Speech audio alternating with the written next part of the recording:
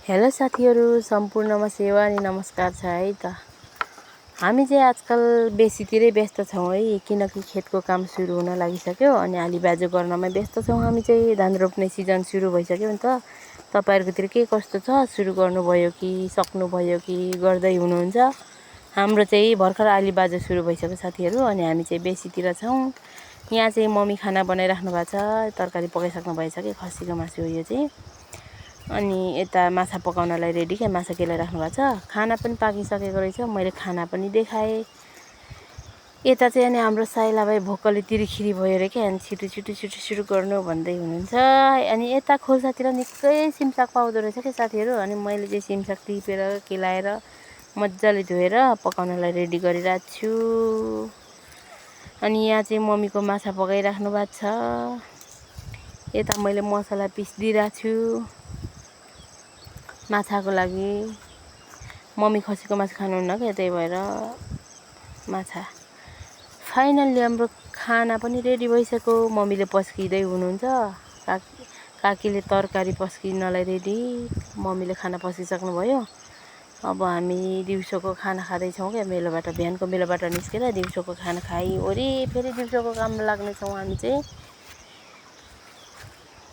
यो खाना अनि तरकारीको थुप्रो देखेर अचम्म नमानिदिनु होला है साथीहरू।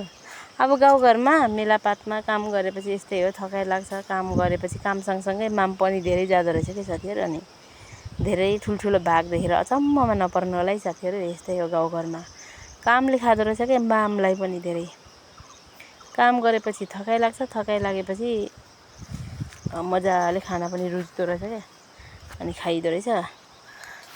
राम राम राम राम, कति धेरै भात भनेर नसोचिदिनु होला। यस्तै हो गाउँघरमा। तपाईँहरूकोतिर के कस्तो छ कुन्नी? हाम्रो चाहिँ यस्तो छ।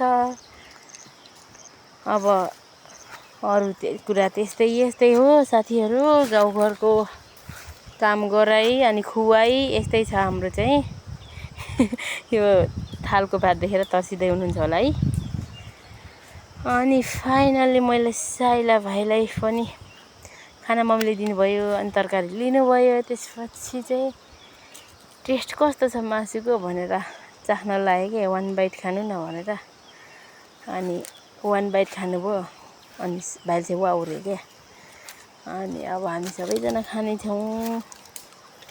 अब यस्तै त्यस्तै हो। नघिनाइदिनु होला हाम्रो डेरालाई देखेर साथीहरू। बेसीको डेरा टेम्पोररीको लागि हो।